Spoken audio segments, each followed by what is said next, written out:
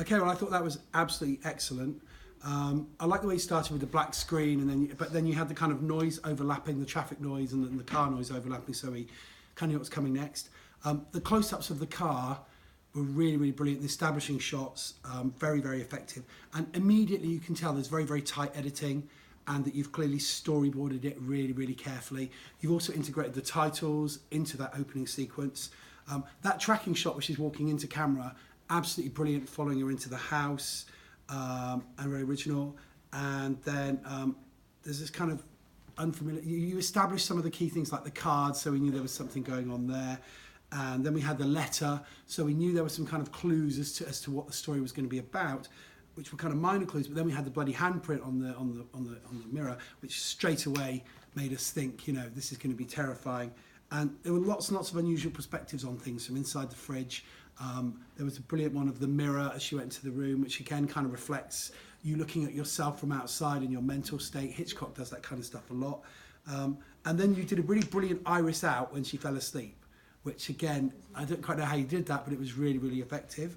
Then we had those sort of scary crackling noises that instantly made us as a viewer feel really, really uncomfortable.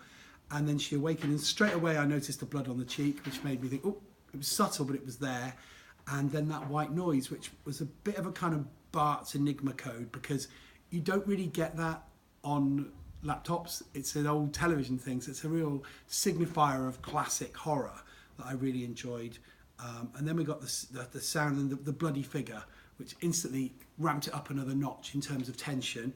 And then we saw through flashback the whole revelation of what had happened, and I really like that kind of non-linearity to the narrative, which reflected two things. First of all, it's really good for showing her mental state, that she's insane, so she's forgotten what she's done. But also structurally for your story, it's really good because then you go back and fill in the gaps, and you, rather than having the bloody stuff at the beginning, you're getting it when it really counts at the key thing. And then the ending, I don't know if this was deliberate, but I'm really interested in horror film, as you know. The whole getting in the car bit was very like Halloween, where she gets into the car and then the windows are fogged up, and then the kind of jump scare thing. And then you continued that sort of mood through the credits, which were kind of slightly underplayed, but very, very scary and eerie. So the overall effect, absolutely brilliant. Excellent editing, excellent camera work, lighting. You considered mise en scène really carefully. Yeah, the whole thing's really, really good. So I'm really, really pleased with that. You've done well.